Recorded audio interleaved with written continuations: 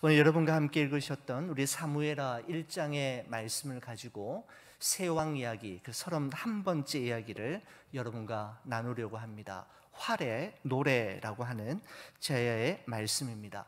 여러분, 사무엘서는 원래 사무엘상, 사무엘하 두 권으로 나뉘어져 있었던 책이 아니었습니다. 그런데 사울 왕의 죽음을 기점으로 해서 후대에 가서 두 권으로 나뉘어지게 되었습니다. 원래는 한 권의 책이었습니다. 사무엘상, 사무엘하의 전체적인 내용은 이스라엘에서 왕정 제도가 어떻게 성립이 되었는지를 기록하고 있습니다. 이스라엘 백성들이 다른 나라들처럼 우리들의 왕을 세워달라는 요구에 대해 하나님께서는 사울을 이스라엘의 첫 번째 왕으로 세워주셨지만 그는 하나님의 기대도 백성들의 간절한 원함도 충족시키지 못하는, 훨씬 미치지 못하는 그런 왕이었습니다. 사무엘상의 마지막 장인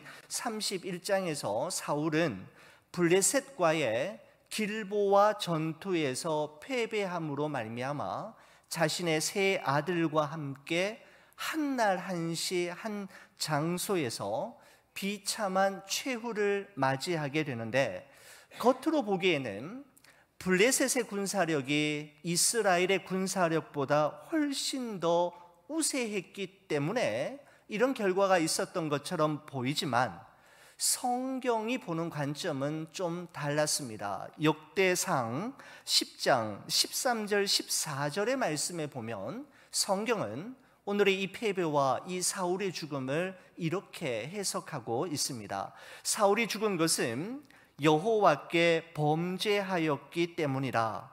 그가 여호와의 말씀을 지키지 아니하고 또 신접한 자에게 가르치기를 청하고 여호와께 묻지 아니하였으므로 여호와께서 그를 죽이시고 그 나라를 이새의 아들 다윗에게 넘겨주셨더라 라며 사울의 죽음을 새로운 관점에서 해석하고 있는 것을 보게 됩니다. 하나님의 말씀을 지키지 아니하고 하나님께 묻지 아니함으로 이와 같은 결과가 생겼다라고 이야기하고 있습니다. 여러분, 우리는 어떤 문제나 어려움이 있을 때에 그 원인이 외부에 있거나 어떤 사람 때문이라고 생각하지만 성경은 언제나 하나님과 우리와의 관계에 있다라고 말씀하십니다. 그래서 하나님은 우리의 문제나 어려움을 해결해 주시기 전에 먼저 하나님과 우리 자신과의 관계를 먼저 회복하게 하심으로 그 문제와 어려움을 너끈히 이기도록, 감당하도록 하시는 방법을 취하십니다. 하나님은 이스라엘 역사상 사울은 이스라엘 역사상 첫 번째 왕으로 임명을 받는 그 영예를 누렸지만 자신을 왕으로 세우신 하나님을 망각하고 하나님과 전혀 상관없는 삶, 오로지 자신의 감정과 자기 소견에 옳은 대로 나라를 통치하다가 비참한 최후를 맞이하게 된 것입니다. 여러분, 오늘부터 새롭게 시작되는 사무엘하 1장의 첫 절은 다음과 같은 표현으로 시작이 됩니다. 1절의 말씀을 보시면 사울이 죽은 후에 라고 하는 표현으로 사무엘하가 시작이 되는데, 여러분 어떻습니까? 사울이 죽은 후에 라고 하는 이 표현을 보시면서 혹시 생각이 나는 다른 구절이 있으신지요? 저는 이 말씀을 보면서 여호수아 1장 1절의 시작이 이렇게 된 것을 떠올릴 수 있었습니다. 여호와의 종 모세가 죽은 후에, 이런 말씀으로 여호수아서가 시작이 되고요. 여러분, 여호수아서 다음에 나오는 사사기 1장 1절의 말씀은 어떻게 시작이 되느냐 하면 여호수아가 죽은 후에 라는 말씀으로 시작이 됩니다. 여호수아서는 모세가 죽은 후에 라는 표현으로, 사사기는 여호수아가 죽은 후에라는 말씀으로 시작이 되는 것이죠. 이런 무엇을 이야기하는 걸까요? 여러분, 역사의 무대 위에서 쓸쓸히 사라지는 출애굽의 위대한 지도자 모세의 죽음과 가나안 정복의 위대한 영웅 여호수아의 죽음, 그리고 이스라엘 백성들이 그토록 간절히 원했던 이스라엘의 첫 번째 왕이었던 사울 왕의 죽음을 보면서 이스라엘 백성들은 삶과 죽음이라고 하는 주제에 대해 정말 많은 생각을 하지 않았을까라는 생각을 해보게 됩니다. 여러분, 그렇습니다. 세상에 영원한 것은 존재하지 않습니다. 영원한 기쁨도 영원한 슬픔도 존재하지 않고 모두 다 지나가는 것에 불과합니다. 등장할 때가 있는가 하면 퇴장할 때가 있고, 머무를 때가 있는가 하면 떠날 때가 반드시 있게 되는 것이죠. 여러분, 저희 집 두 아이는 서울에 있는 강남 성모병원에서 태어났는데, 요즘은 제가 확인해 보지 않아서 모르겠습니다만은 제 두 아이가 태어날 때만 해도 여러분, 강남 성모병원에 신생아 분만실과 중환자실 ICU가 서로 출입구를 서로 마주보고 있었습니다. 1층에서 2층 계단으로 올라간 후에 좌측으로는 신생 분만실이 있었고, 오른쪽으로 턴을 하게 되면 중환자실이 있는데, 저는 신생아 분만실에서 새로운 생명의 탄생을 기다리고 있는데, 신생아 분만실과 그 중환자실 간의 거리가 글쎄 지금 생각으로 볼 때 10발자국조차도 안 되는 정말 가까운 거리에 같은 층에 있었던 것이 여러분 생생하게 기억이 납니다. 바로 삶과 죽음 사이의 거리가 그리 멀지 않음을 저는 어린 전도사 시절에 일찌감치 눈으로 보면서 이렇게 마음에 큰 깨달음을 받았던 적이 있었던 것 같습니다. 여러분, 오늘이 5월 12일인데 여러분, 벌써 2021년에 4개월이 이미 지나고 여러분 5월도 이제 중순을 향해 가고 있지 않습니까? 정말 흘러가는 시냇물처럼, 활 시위를 떠난 화살처럼 쏜살같이 날아가는 것과 같은 우리의 인생의 나날들, 여러분은 지금까지 무엇을 위해 살아오셨고 하나님 앞에 서시는 그날까지 무엇을 하다 그분 앞에 가시겠습니까?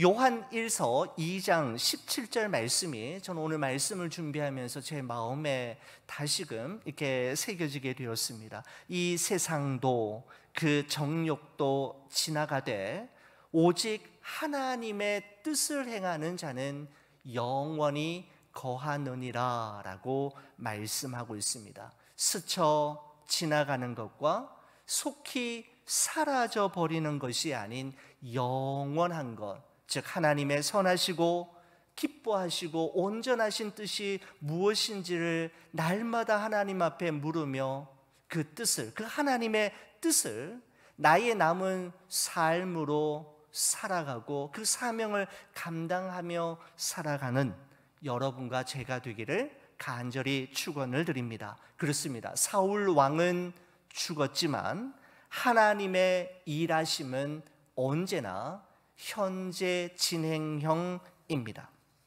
여러분, 사울 왕이 죽은 후 3일째가 되는 날이었습니다. 시글락 성에 머물러 있었던 다윗은 사울 왕의 부대에서 도망쳐온 한 청년을 만나게 되는데, 이 청년은 이스라엘과 블레셋과의 길보아 전쟁에서 사울과 요나단이 전사하게 되었다라고 하는 소식을 가지고 있었습니다. 여러분, 이 청년은 아말렉 출신이었는데 왜 아말렉 출신의 청년이 사울의 부대에 있었는가에 대해서 많은 성경학자들은 동일하게 이야기하기를, 아마 이 청년은 이스라엘 부대의 용병이었을 것이다 라고 이야기하고 있습니다. 이스라엘의 용병으로 돈을 주고 부대에 입대하게 된 이 아말렉 청년은 블레셋과의 전쟁에 참전했던 것이죠. 다윗이 그 아말렉 청년에게 네가 어떻게 사울 왕과 요나단이 죽은 것을 아느냐라고 다급하게 묻자 그 아말렉 청년이 당시 상황을 이렇게 이야기합니다. 여러분 성경책 한번 보실까요? 6절에서 10절까지 말씀인데 여러분 한번 보십시오. 사무엘하 1장 6절에서 10절까지 말씀, 여러분 성경책을 보시면서 저와 함께 다시 한번 천천히 한번 교독하도록 여러분 그렇게 하겠습니다. 사무엘하 1장 6절은 제가 보고요, 여러분 7절 그렇게 해서 10절까지 함께 다시 보겠습니다. 그에게 알리는 청년이 이르되 내가 우연히 길보아 산에 올라가 보니 사울이 자기 창에 기대고 병거와 기병은 그를 급히 따르는데 사울이 뒤로 돌아보아 나를 보고 부르시기로 내가 대답하되 내가 여기 있나이다 한즉 내게 이르되 너는 누구냐 하시기로 내가 그에게 대답하되 나는 아말렉 사람이니이다 한즉 또 내게 이르시되 내 목숨이 아직 내게 완전히 있으므로 내가 고통 중에 있나니 청하건대 너는 내 곁에 서서 나를 죽이기라 하시기로 같이 봅니다. 그가 엎드러진 후에는 살 수 없는 줄을 내가 알고 그의 곁에 서서 죽이고 그의 머리에 있는 왕관과 팔에 있는 고리를 벗겨서 내 주께로 가져왔나이다 하니라. 아멘. 여러분 당시 이 내용들을 다시 한번 정리해 보면은 여러분이 읽습니다. 여러분 당시 사울 왕은 치명적인 중상을 입은 상황이었고 그 고통이 너무나도 심한 나머지 옆에 있던 아말렉 청년에게 자신을 죽여달라고 간절히 요청을 했다는 것이었습니다. 이 아말렉 청년이 보기에도 사울 왕의 부상이 너무나 심했기 때문에 도저히 회복되고 살아날 가능성이 없어 보이자 사울 왕의 요구대로 그를 찔러 죽였고 왕의 왕관과 사울 왕의 팔찌를 가지고 이렇게 다윗에게로 찾아오게 되었다라는 것입니다. 여러분 하지만 이 아말렉 청년이 다윗에게 보고한 이 내용은 거짓말이지요. 여러분 우리가 지난 주간에 살펴보았듯이 사무엘상 31장의 기록에 보면 블레셋 길보아 전투에 참전했던 사울 왕은 블레셋의 한 이름 모를 궁수가 쏜 화살에 맞게 되고 큰 중상을 입게 되었는데 이방인들에 의해 아주 굴욕적인 죽임을 당하기보다는 스스로 자결하는 길을 선택했지 않습니까? 여러분 그런데 사무엘하 1장에 나오는 이 아말렉 청년은 사울 왕이 스스로 자결한 것이 아니라 자기가 사울 왕을 죽였고 그 증거로 왕관과 사울 왕의 팔에 있었던 팔찌를 증거물로 가져왔다라고 이야기하고 있다라는 겁니다. 여러분 그러면 왜 이 청년은 다윗에게 거짓말을 했던 걸까요? 여러분 그것은 사울 왕 때문에 그동안 얼마나 다윗이 고초를 많이 겪었습니까?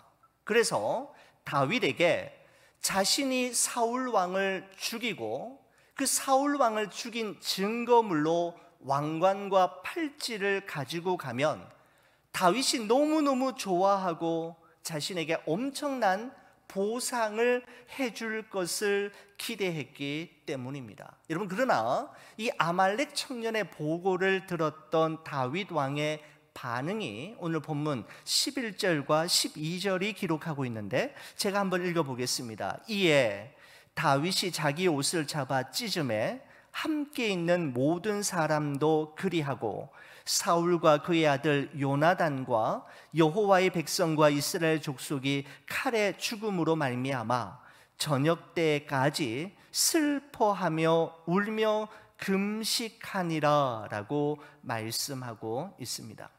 여러분, 다윗은 자신을 그림자와 같이 따라다니며 괴롭혔던 사울 왕의 죽음 소식을 들었을 때 자신의 원수를 드디어 제거해 주신 하나님께 감사하거나 드디어 이스라엘의 왕이 될 날이 가까워 왔음을 너무나도 좋아하고 기뻐하며 축제를 벌이기는커녕 오히려 옷을 찢고 통곡하며 슬피 울 뿐만 아니라 금식을 했는데 다윗의 곁에 있는 모든 사람들과 함께 했노라고 성경은 말씀하고 있습니다. 여러분, 그렇습니다. 다윗의 인생 목표와 삶의 이유가 이스라엘의 최고 통치자가 되고 사람들 위에 군림하는 왕이 되는 것이었다면, 다윗의 인생 목표와 삶의 이유가 바로 그것이었다면 사울 왕의 죽음은 이루 말할 수 없는 축제가 될 만한 사건이었겠지만, 다윗이 이처럼 옷을 찢고 슬퍼하며 금식을 하는 것은 그의 인생의 목표가 많은 사람들을 위에 군림하는 왕이 되는 것이 아니라 그의 삶의 우선순위, 그의 삶의 이유는 하나님의 마음에 합한 사람으로 살아가는 것이었음을 우리에게 보여주고 있습니다. 여러분, 그렇습니다. 내가 무엇 때문에 웃고 기뻐하는지를 알고 내가 무엇 때문에 슬퍼하고 애통해 하는지를 보면 내가 어떤 사람인지, 그리고 내가 정말 원하는 것이 무엇인지를 알 수가 있습니다. 여러분, 잠언 24장 16절에서 18절 말씀에 보면 이런 말씀이 있는데요, 우리 이 말씀 저와 함께 같이 읽어주시겠습니까? 같이 보겠습니다.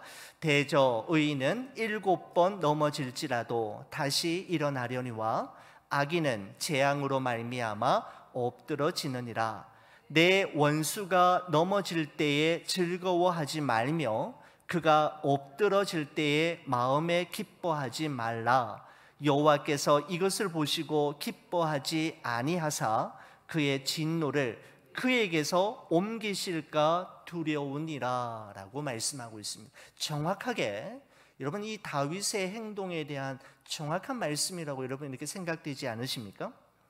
여러분, 하나님께서는 나의 원수가 당하는 아픔과 고통을 하나님께서 벌을 주고 있다라고 생각하거나 내심 좋아하지 말라라고 말씀하고 있습니다. 바로 우리의 마음 중심을 보시는 하나님께서는 그것을 기뻐하지 아니하실 뿐만 아니라 그 진노를 우리에게로 옮기실 수도 있다라는 사실을 명심하라고 말씀하고 있습니다. 사랑하는 우리 교우 여러분, 여러분은 무엇 때문에 기뻐하고 무엇으로 인해 행복해 하시는지요? 또한 여러분은 무엇으로 인해 애통해하고 무엇 때문에 슬퍼하시는지요? 우리가 이것을 안다면 우리가 정말 원하는 것이 무엇인지를 알게 될 것입니다. 하나님께서 기뻐하시는 그것이 내가 기뻐하는 그것이 되고, 하나님께서 싫어하시는 그 일이 우리도 정말 싫어하고 멀리하게 되는 그 일이 되기를 주의 이름으로 간절히 축원을 드립니다. 여러분, 그래서 다윗이 이 아말렉 청년을 어떻게 합니까? 여러분, 14절 15절인데요 14절 15절 여러분 성경책을 한번 보시기 바랍니다. 다윗이 그에게 이르되 내가 어찌하여 손을 들어 여호와의 기름 부음 받은 자 죽이기를 두려워하지 아니하였느냐 하고, 다윗이 청년 중 한 사람을 불러 이르되 가까이 가서 그를 죽이라 하매 그가 치매 곧 죽으니라 라고 말씀하고 있습니다. 여러분, 사실 이 아말렉 청년이 한 말이 거짓말이었다라는 사실을 다윗이 알았는지 알지 못했는지 중요하지 않습니다. 이 청년이 죽은 이유는 그가 거짓말을 했기 때문에 죽은 것이 아니었기 때문입니다. 다윗이 그를 죽인 이유는 그가 거짓말을 했기 때문이 아니라 네가 어찌 손을 들어 여호와의 기름 부음 받은 자 치기를 두려워하지 아니하였느냐? 그 말 속에 고스란히 스며들어 있는 것이죠. 여러분, 다윗이 사울 왕의 추격을 피해 도망자의 삶을 살아가는 그 기간을 통해 그가 온 몸으로 체득했던 소중한 깨달음이 있었는데, 여러분, 그것은 이것이었습니다. 하나님의 뜻과 계획은 사람의 인위적인 조작이나 자기적인 방식에 의해 이루어지거나 이루어지지 않기도 하는 것이 아니라는 사실입니다. 하나님의 뜻과 계획은 인간의 인위적인 조작에 의해서 이루어지기도 하고 자기적인 어떤 방법에 의해 이루어지지 않기도 하는 것이 아니라, 하나님의 계획과 뜻은 사람의 어떤 방해와 어떤 노력에 의해서 저지되거나 이루어지지 않는 것이 아니라는 것이죠. 반드시 이루어진다라는 사실입니다. 바로 이것이 다윗이 2번이나 사울 왕을 자신의 손으로 죽일 수 있는 천재일우의 기회가 있었음에도 불구하고 그렇게 하지 않은 이유이었습니다. 하나님이 하시고자 하시면 내가 굳이 하지 않아도 하나님께서 하나님의 때에 하나님의 뜻대로 이루어진다라는 사실을 다윗은 도망자의 삶을 통해서 온 몸으로 깨달았던 것이죠. 사랑하는 우리 성도 여러분, 여러분과 제가 살아가면서 만나는 그 어떤 일도, 그 어떤 문제와 사건도 하나님의 주권과 섭리 밖에서 일어나는 일, 다시 말씀드리면 하나님의 허락하심 없이 일어나는 일, 하나님과 상관없이 발생하는 일, 하나님이 모르시는 사이에 일어나는 사건은 하나도 없다라는 사실을 우리는 기억해야 합니다. 우리의 힘으로, 우리의 손으로 해결하려 하지 말고 신실하신 하나님, 실수하는 법이 없으신 하나님, 한치의 오차도 허용하시지 않으시는 정확하시고 섬세하신 전능하신 하나님께 우리의 삶과 우리의 미래와 우리의 자녀의 모든 일생을 맡겨드릴 때 그분은 우리의 모든 삶과 우리의 걸음을 가장 좋은 길로 인도해 주시고 이끌어 주신다라는 사실입니다.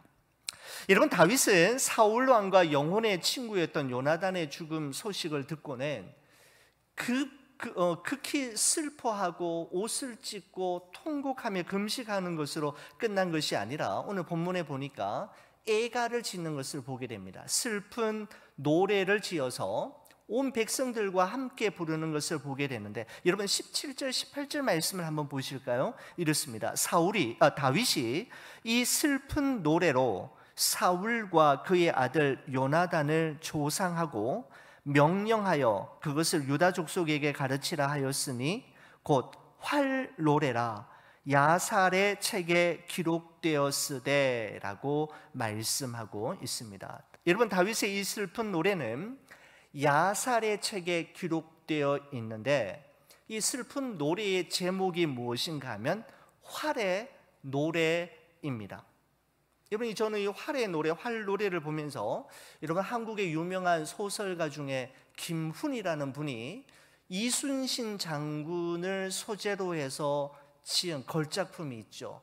칼의 노래라고 하는 그 제목이 떠올랐는데, 혹시 이 활의 노래에서 힌트를 얻은 것은 아닌가라는 생각이 들었습니다. 활의 노래, 칼의 노래. 여러분 정말 제목이 멋있지 않습니까?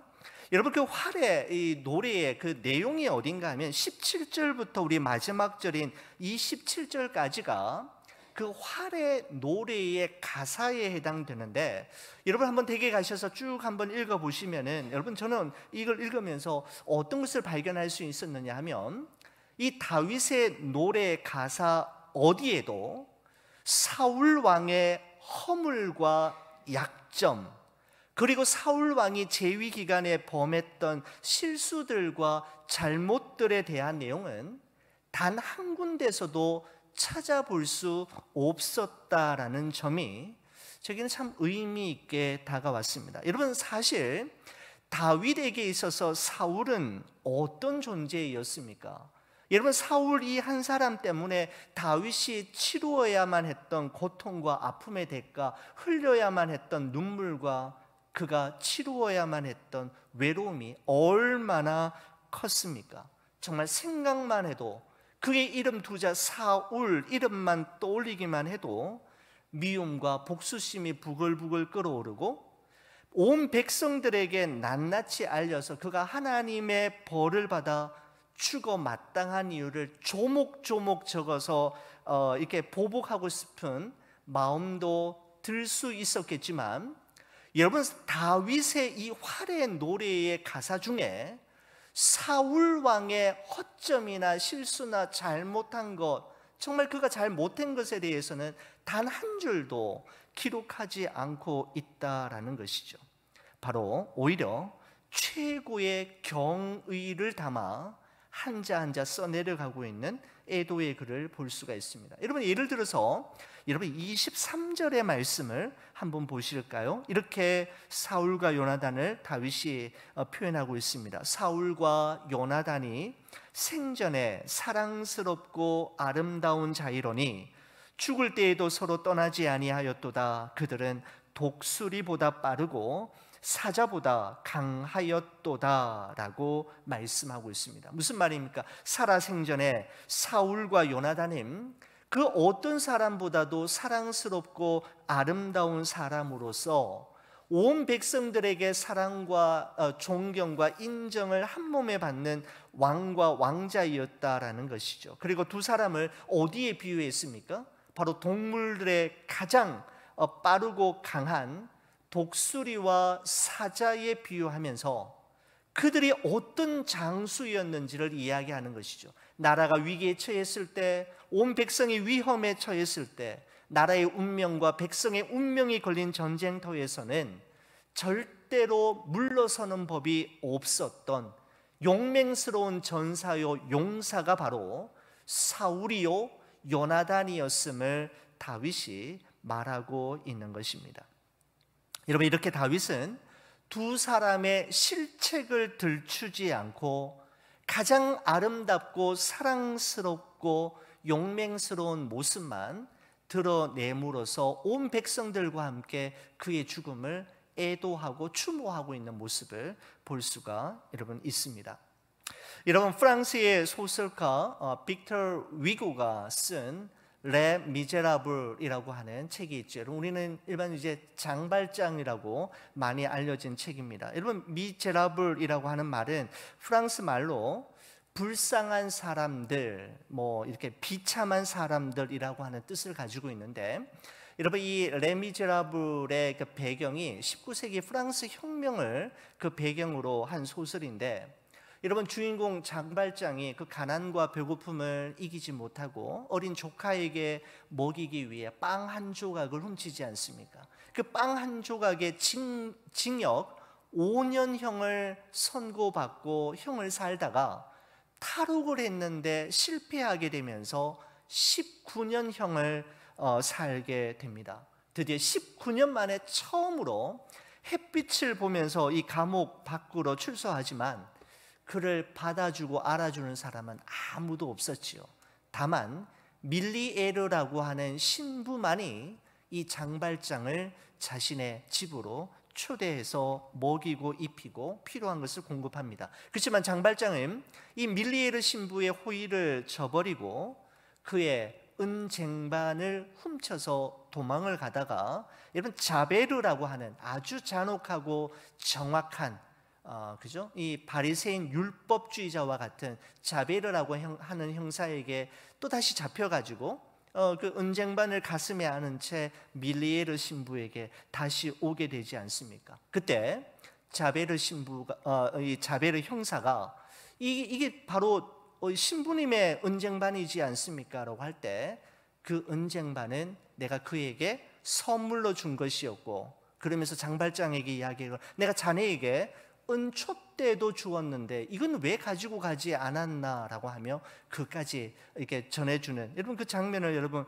기억하실 것입니다. 밀레르 신부는 장발장의 어두운 과거와 지난날의 잘못을 더 이상 기억하지 않고 조건 없이 용서하고 포용함으로써 복수심과 증오심으로 부글부글 끓어오르고 있었던 장발장을 자유케 하였고 새로운 삶의 기회를 내주었던 것을 볼 수가 있습니다. 여러분 그렇습니다. 미움과 증오에서 우리를 자유케 하는 것은 사랑과 용서임을, 그리고 그 사람의 좋은 점과 아름다운 면만을 기억하고 고마워하는 것, 여러분 거기서부터 시작됨을 여러분 이 책은 우리에게 말해준다라고 생각이 됩니다.